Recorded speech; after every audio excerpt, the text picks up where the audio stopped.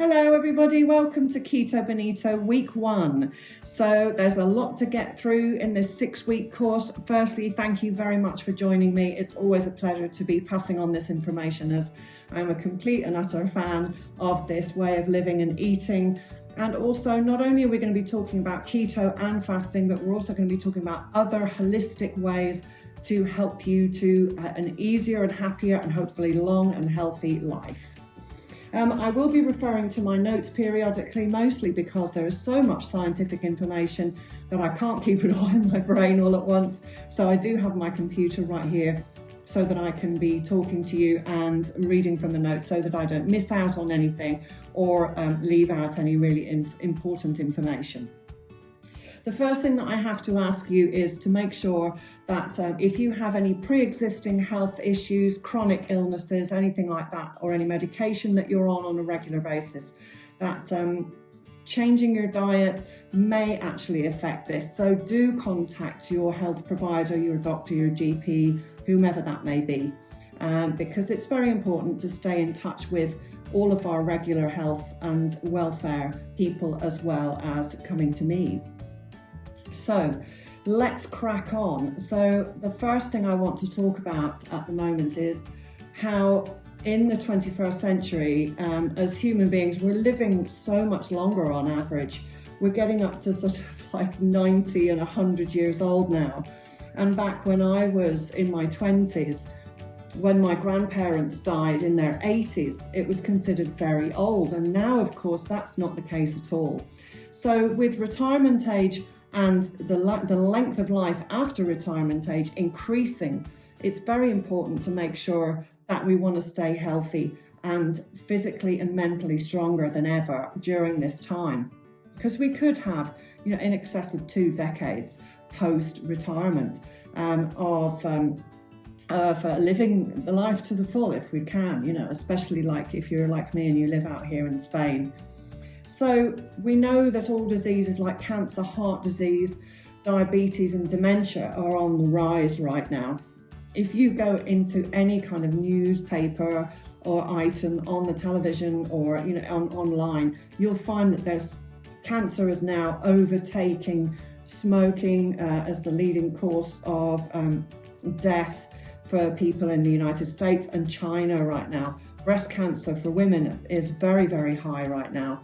And so we need to just make sure that we are going to stay as healthy as possible. And keto and fasting is one way of doing that. We will be discussing in the future all of the science behind how we can prevent illness and how we can actually help when we are sick to make ourselves feel better. So we need to make sure that we have a decent lifestyle. And to me, the word lifestyle basically means eating the right foods, exercising correctly and to your physical ability. It's also the reduction of stress and anxiety, because these can actually interfere with keto. We'll be talking about that at some point too. And it's just enjoying our lives, not just existing. I was telling a friend of mine, not only the other day, about how I used to work in a care home in Ireland. And to be honest with you, there were a few people in there that were just existing. They weren't alive, they were just existing. It was just absolutely horrific. Seeing how poorly they were, no mental recognition of anybody who came in to visit them. It's very, very sad. Dementia and chronic long-term illnesses can be absolutely devastating. So this is what we're trying to avoid here. So all of this sort of living lifestyle can actually be achieved with the help of keto, fasting, holistic treatments, gentle and regular exercise, meditation, music, loved ones, all of these things, very, very important. I've got over 10 years of experience of teaching and practicing holistic medications, holistic medical things like aromatherapy, reflexology, that sort of thing. But I've also been doing keto and fasting lifestyle for nearly 4 years now at this point. Obviously, if you're watching a couple of years, we actually started back in 2020 doing keto and fasting. And we did a lot of research. And so this course is basically just to help you to move forwards without having to do all of that extensive research. Because I don't have to tell you, but it took me a really long time to find out the ins and outs, the intricacies of keto and fasting, how it works, why it works, and who it can help. So just to cut the corners and cut out the middleman, I'm your girl. So I wanted to help myself, but most of all, I wanted to help my husband, Scat. So here is our story. My husband was diagnosed with type 2 diabetes back in 2019. He's had issues with weight gain and yo-yo dieting for many, many years. I've known him now since 2005. And all of that time he struggled with his weight, and he does put on weight very easily, a bit like me now. So he's been heavy and then reduce weight, heavy, reduce weight. So what they call yo-yo dieting for a very, very long time. And I think that this eventually has not really helped him. It didn't help his metabolism. And in the end, he was diagnosed with type 2 diabetes. And so here we are years later, living in Ireland, and suddenly the coronavirus hits and we are in the thick of it. And my husband has just been put on this medication called metformin. Many of you will be familiar with this medication, but it is a type of medication that is issued to people with type 2 diabetes in Ireland and in the UK. Not sure about other countries, you could investigate that for yourselves. Metformin essentially forces the blood glucose out of the body and is a very effective medication, and it works very well. However, it did make my husband extremely ill. He was really not himself at all, and he was on this drug for about a month before we decided that something needed to be done about this. So I spoke to the diabetes nurse who was in charge of his case, and she was telling us that this is quite a regular occurrence, and some people do have a not very good reaction to metformin. And so she told us that we need to get him off metformin as soon as possible. And so he stopped taking the metformin that day with a view to, in the future, they were either going to put him on a reduced dose or try him on a different medication. And well, Scats, if you know him at all, he just was not keen on taking medication for the rest of his life. And I think that was the big boot up the bum, wake up call that he needed in order to be able to get started on making a difference in his life and making a real change that was going to last not just for a few months, but for the rest of his life. We've been told stories about how after a while, if you continue living your life as you were before you were on metformin, and you've been on metformin for a certain amount of years, that eventually your pancreas, which is the source of the insulin, would actually pack up completely, and then he'd have to be taking injections of insulin every day and effectively become a type 1 diabetic. Way more serious, way more scary, and a lot more health complications down the line. So he didn't want to go for any of that. So that's when I started finding out about, particularly fasting was my first thing I was talking to him about. And it turned out, as a musician, because he wasn't getting up until late in the morning and we were eating at sort of 5-6 o'clock in the evening the night before, that he was in effect doing intermittent fasting without even realizing it, which is absolutely great for some people. But, you know, for him, it was wonderful, absolutely wonderful. So a good start, and made it easier for him to transition into fasting. Then with looking into fasting, intermittent fasting and long-term fasts, I started listening and finding out about ketosis and being in ketosis. And of course, this led me to finding out about the ketogenic diet to go along with intermittent fasting. And of course, that made the world of difference to us. We started back in May 2020. And by the time Scats got to October, he'd reached his goal weight and lost 7 stone in that time. And he has never had to take metformin again since. Now, recently we've had a little bit of a lapse. It started with my birthday, then ended at Christmas and New Year, and we came off keto altogether, it would seem, in the end, and really bad. So here I am with you starting again, and so I'm absolutely looking forward to our journey together. Now, for whatever reason you want to do this course, I'm absolutely here to help you with no worries whatsoever. We can actually, between the two of us, we can get through this. So any questions that you have, please let me know.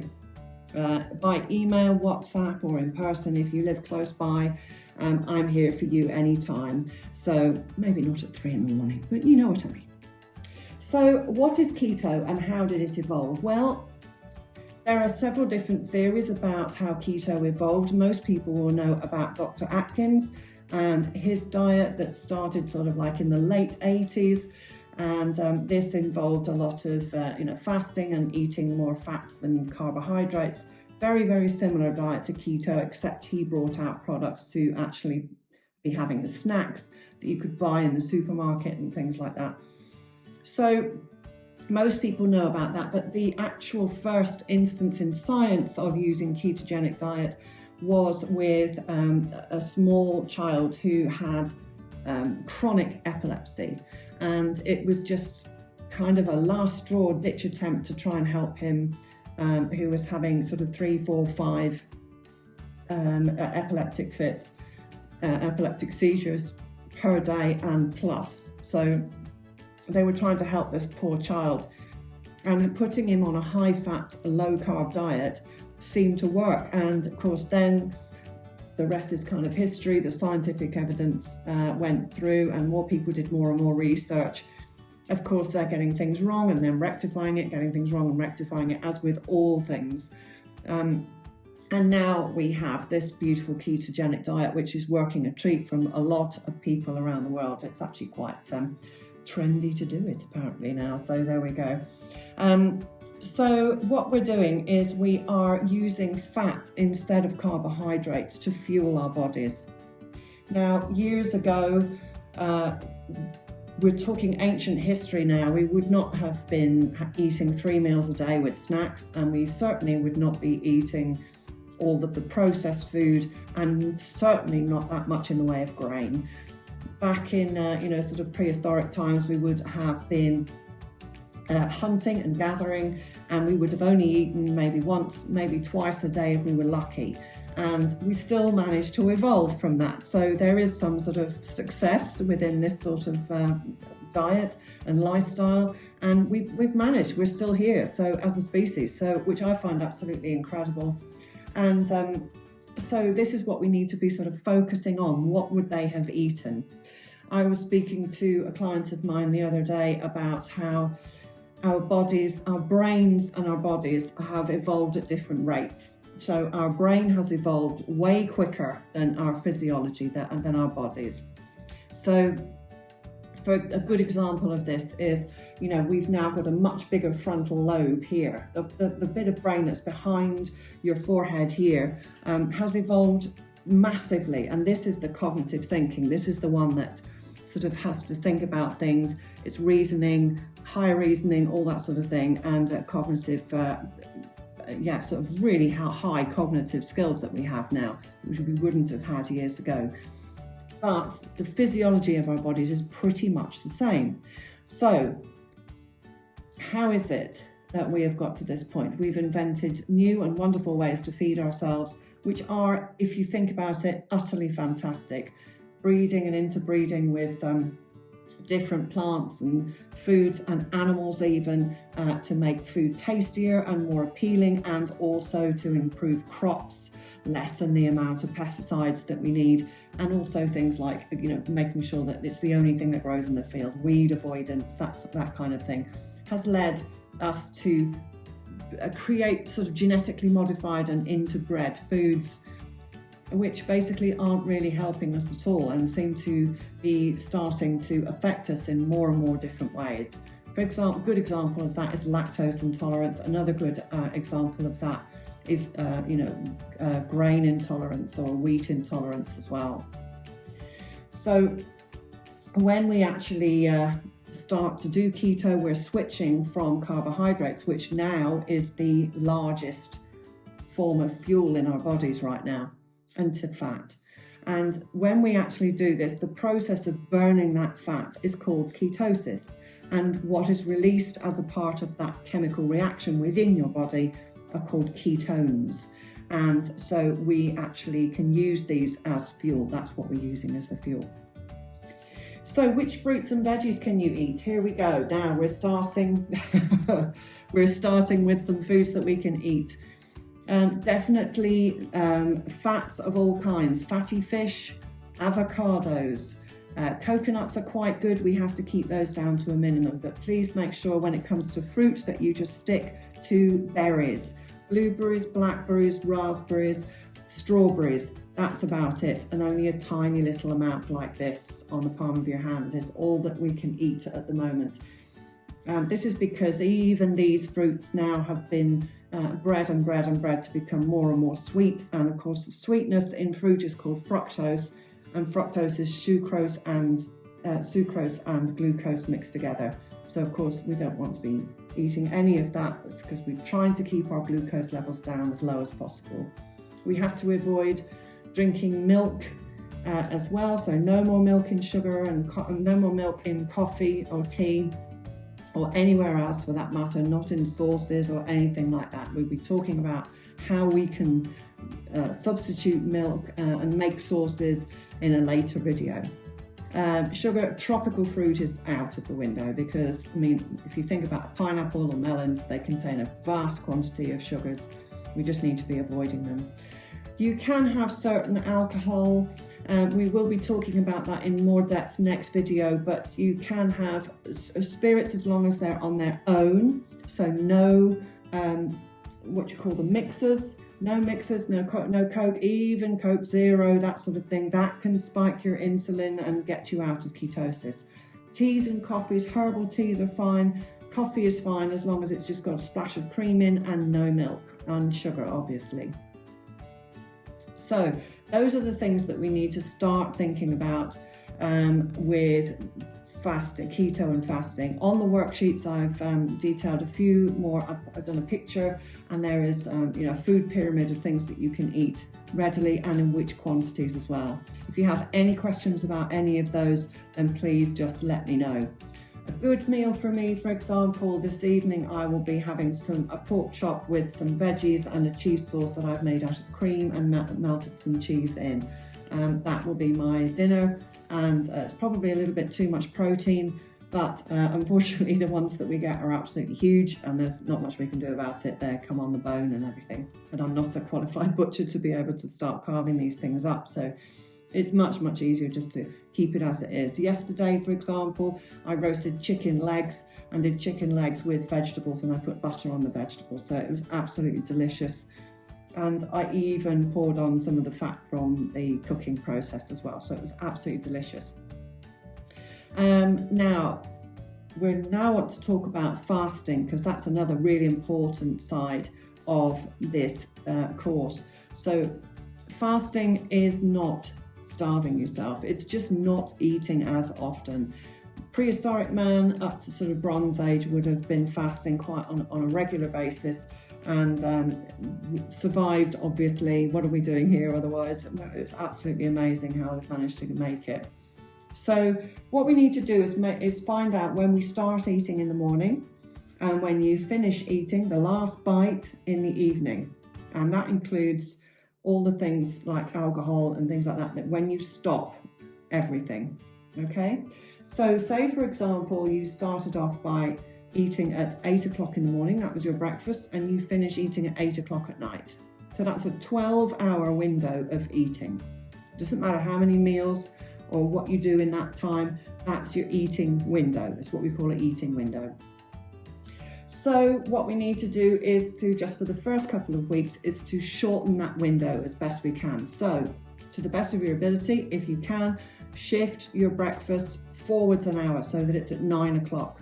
And then bring, when the last bite of food going into your body, forward an hour to 7 o'clock. So you're doing 9 until 7. And then you've only got a 10-hour eating window, and a 14-hour fasting period.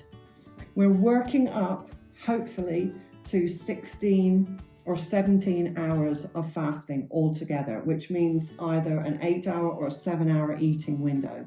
And within this window, it's best just to eat 2 meals and no snacking, because that is going to increase insulin levels. We'll be talking about that next week, all about how the eating levels, insulin levels go up and down, and how it can affect your blood sugar and how it affects you burning your fat.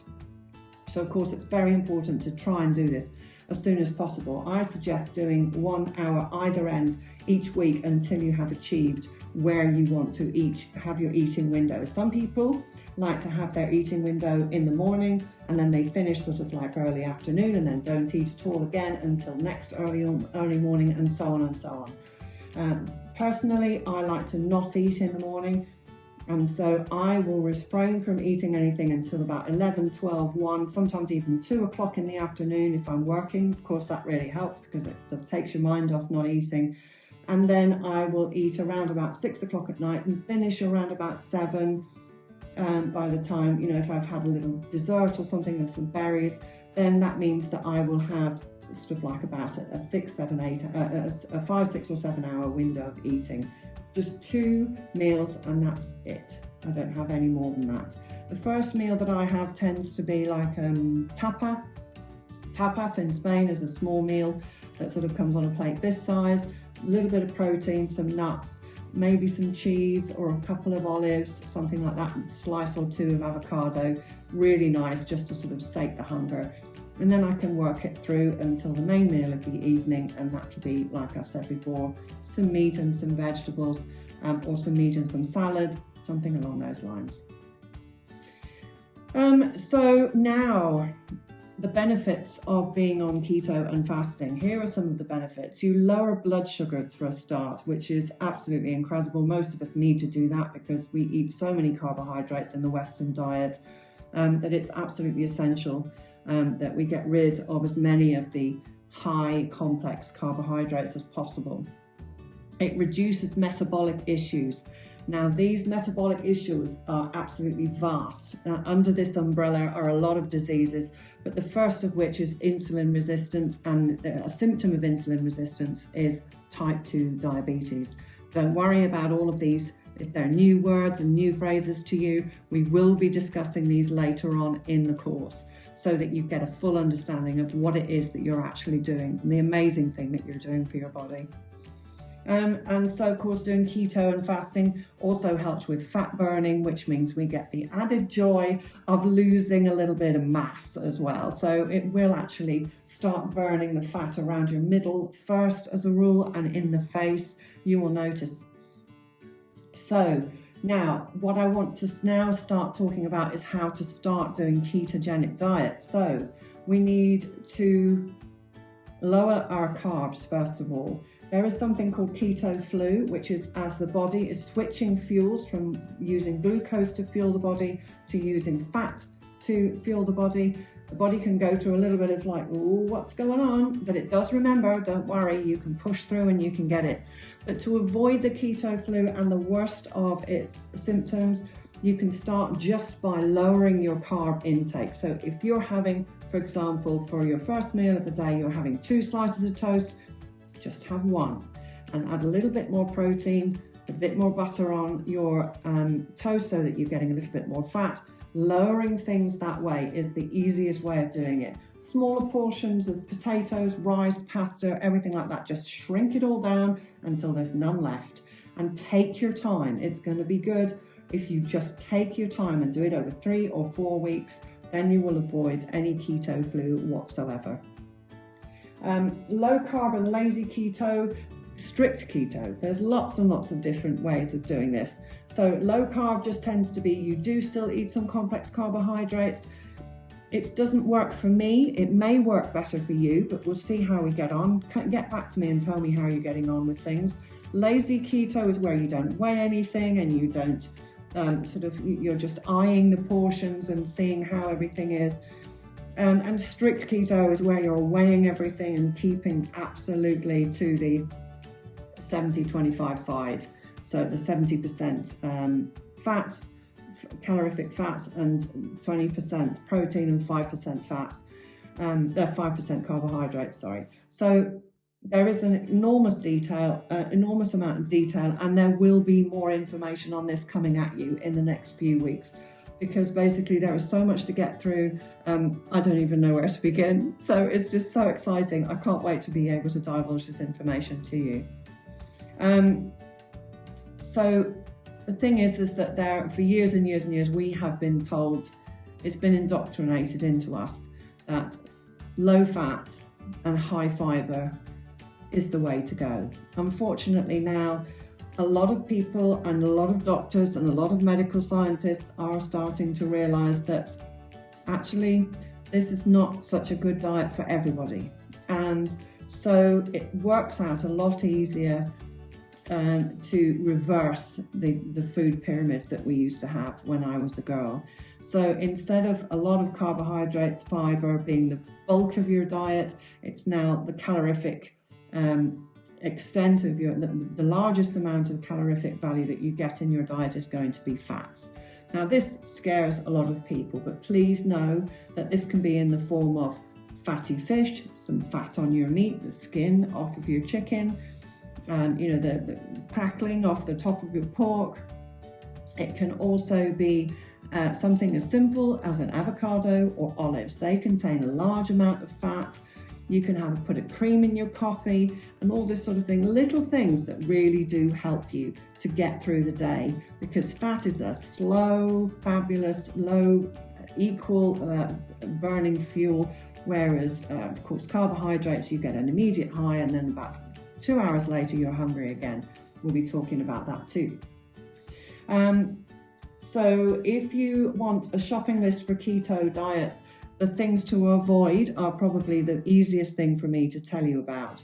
So the things to avoid obviously are sugar, tropical fruits, pasta, rice, potatoes, and all things complex carbohydrates, bread, all that sort of thing. You're not going on the shopping list anymore once you're in proper full keto. And also buy yourself some olives if you like olives, lots of avocados, lots of salad. Avoid too much onion, but that's fine. Avoid all root vegetables. They contain quite a lot of carbohydrate.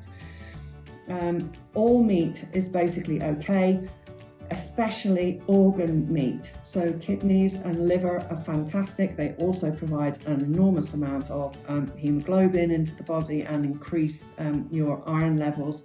So just brilliant to incorporate those into your diets. Now, when it comes to desserts, the best thing I can do is tell you that you can have a dark chocolate. The darker, the better. So anything over 80% dark chocolate is fine in moderation, as with everything in life.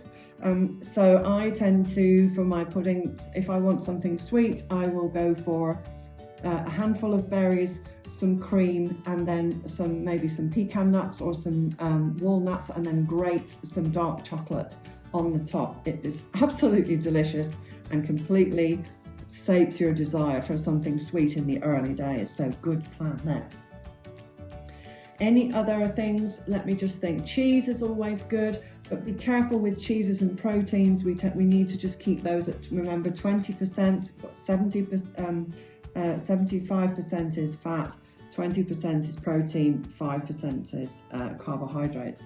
So we do need to keep them at 20%, but that's easy enough done. And a little bit of a snack if you want it, some cheese, an egg or two. I eat a lot of eggs, and I make myself omelettes all the time with bacon and ham and cheese and sometimes some green peppers, which obviously are absolutely fantastic for you. Now, a lot of people will talk about macros, and this is when you are doing strict keto, and this is where you're weighing out your food. Now, there are apps online which are absolutely fantastic. They do cost a little bit of money if you want to shell out for those, but there is also a couple of websites online where you can actually go and find out the macros of the foods that you're eating. So, for example, if you want to find out how much protein is in a breast of chicken, You can very easily type that into Google and up it comes, and it will tell you exactly how much you're getting in protein. And also, if you want to find out about fat, 10 mils of cream, how much fat is in there, that could be your entire calorific value for the day, which is amazing. A lot of people think that 75% of your calories are coming from fat, that you're going to be like chugging oil all day or something. That's not the case at all. Drizzles of olive oil on salad, butter on your vegetables, cream in your coffee, cream on your berries, cream in a sauce, and eating lovely organic fatty meat is really, really going to be great. You can actually test your ketone levels as well. There are things you can find on Amazon and other such platforms where you can buy and pee on a stick. It's very delightful. That this will only work for about 6 to 7 weeks, and then it kind of doesn't really work that well anymore. This is what we found when we were doing keto to start off with. So an actual pinprick a keto machine that you can buy. They're about €50 or something if that's what you want, if that's the way you want it to go. Scats and I prefer to just not bother with that sort of thing, but if that's your bag, then do that, because it really can help to keep your numbers and that figures in your head so that it can help you to stay on track. Let me just see. So we've talked about reducing the eating window, and we've had some ideas for meals and things like that. So now I just want to tell you about one person in particular who is absolutely has really, really helped me with our keto diet and research and things. His name is Dr. Sten Ekberg. Dr. Sten Ekberg. Spelled Ekberg, and he is a former decathlete, a Swedish decathlete now living in the US, and he is what I would describe as a keto expert. He just knows everything there is to know about it, and he takes the science and he makes it a little bit more easy for people like me who only got 4 GCSEs. So it really does help to see somebody else talking about it as well, I feel. So he's on YouTube. If you want to see him, please go and do that. Also, we have a YouTube channel called Liz and Scats. That's Scats spelled SKATZ. And we've got loads and loads of videos that we uploaded in 2020 when we had nothing better to do than to talk about keto and our weight loss journey. And go over there. It's a lot of fun, and we just went a bit bananas, I think, during lockdown. So go over there and have a look at some of the videos on there too if you want any more information. I'm going to wrap this up for this video and hope that you've got a little bit of information. Next week we start to get much more in depth. We're going to be talking about ketosis, how it's beneficial for your health, and also how fasting can benefit your health too, and even both of these preventing certain illnesses. So I look forward to talking to you next week. As always, if you have any questions whatsoever, put them to me via WhatsApp, and my phone number is +34 711 038692, or you can email me at lizscattergood@icloud.com. Forgot my own email address. And I will get back to you as soon as I possibly can. And it is an absolute pleasure to be doing this and passing on this information, because Scats and I do find ourselves geeking out about some of the scientific evidence about it these days. So it's great to be able to pass it on to you. Please, like I say, get in touch if there's any questions, or you're struggling, or if you're just having the time of your life and feeling amazing, which is basically what we do whenever we're doing full-on keto. We feel magnificent and able to take on the world and feel really healthy and energetic. So good luck, and let's stay in touch. I'll be talking to you again next week with a new worksheet and some more information on keto and fasting. Bye now.